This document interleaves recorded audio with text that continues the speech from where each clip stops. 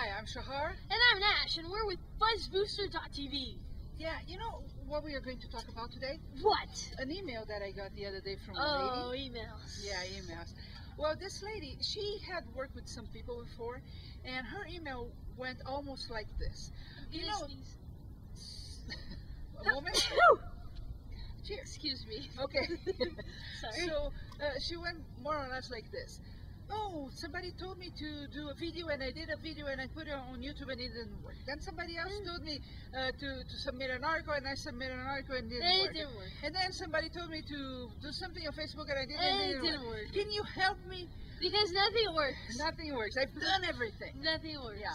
Well, she did everything. The one thing she didn't do is realize that with social media, your expectations need to be different than with traditional advertising. With traditional advertising, you do an ad, and you know that the next day either the phone will ring or will not ring. Yes. That's it. We are used to very fast response with advertising, even though they have been, most of them, declining on results. Right. But we have educated ourselves that when we do any kind of promotion, we will see the results the next day. Do it once and see the next day it generates return. But with social media, it doesn't work like that. No. Social media is a more organic way of promoting your business. It relies on relationships, on attention, on visibility. So many variables.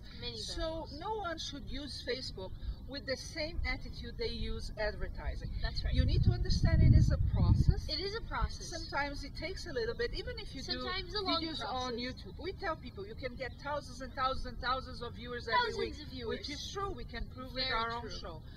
But the fact is that in the very first months, I think we were the only one watching, right?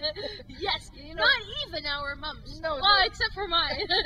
I was watching her, but other than that, and that's totally normal. She was watching herself. No, I just happened to be there.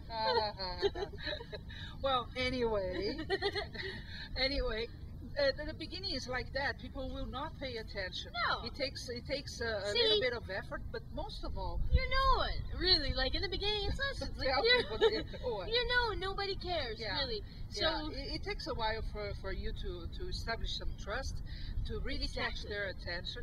And the crucial point here is you need to be consistent and persistent. If you're not consistent online, nothing will happen for you. It doesn't matter, even if you're using SEO and the other things that you could be doing, it's not going to work. No. And of course, the second thing besides being consistent is persistent. Yeah, but there's one more. But those were the two you said. No, but I said there's a third one. Oh. Okay, I'm going to wait a second. Deflector shield. I need a shield today. What is that? My deflector shield. To deflect what exactly? Because you're a little aggressive. Aggressive. Can I go on? Okay, so consistency and persistence. And the third thing is that it cannot be everything about you. Hold on, we'll keep talking. We'll keep talking. So you don't want to make everything about you, and that's again something we bring from our education with advertising. We want to bluntly promote what we are doing. We want to tell them why we are the best, and everybody should be using our services and products. And it's not going to work online. It gets to become part of the noise, and really nobody cares about you. What they care about is what you can do for them. Even better than that, what's the result, what they are going to become by working with you. That's really one of the few things people pay attention to. So it needs to be about them. Okay, and again, relationship. When people start interacting with you online, it's necessary that you interact back. I know if you get a comment on your blog, you're going to be happy, but the really important thing is to go back to that comment and leave something back, and thank the person for being there or just interacting with her. Okay, what did you do now?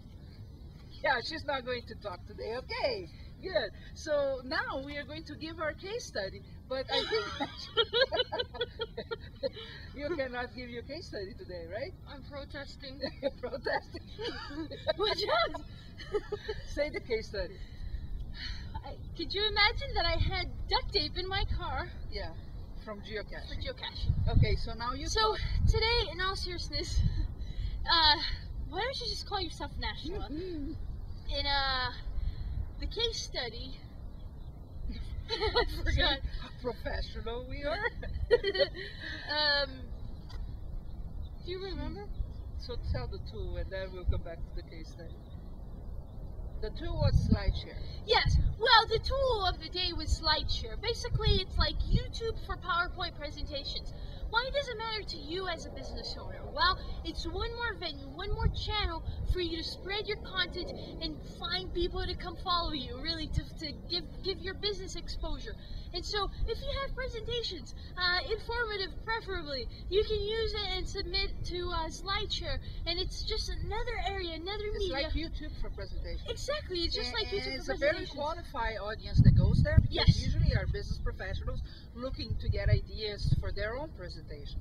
So it's a great place for you to, and if you do B2B, it's even more important yes. to go there and add your presentations to that pool. And like I said, it's like YouTube just for presentations. Exactly. So you want to pay attention and be there, be present there. It's actually a great tool, even if you're looking just to learn something new. I mean, I've seen some really awesome, very, very informative presentations on there. Mm-hmm.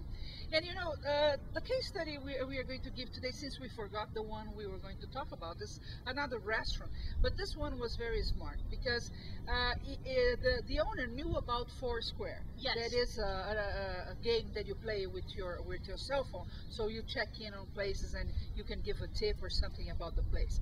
And there are badges that you win over time because you accomplish whatever kind of challenge. And one of them, the Sworn badge, is when you put 50 people together checking in on Foursquare at the same time or during a period of time.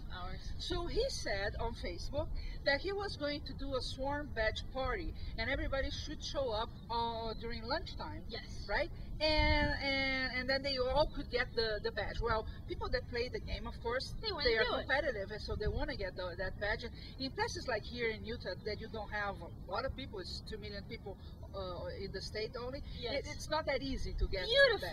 So guess what happened? In his lunchtime, the place was totally crowded with people. So right at the beginning, I think it was 1 or 2 weeks after he opened, he did that. It's called Pounders, and he filled the room with people that probably would not go there at that moment there anyway. So see, he capitalized again in 2 tools.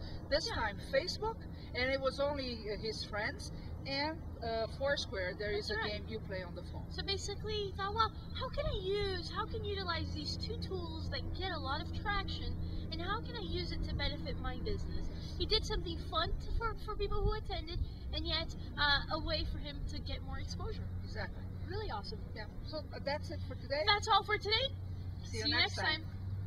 The chairs are empty because, hey, we talked about Pounders, and hey, well, it's almost 12:30. We got to go grab a bite to eat.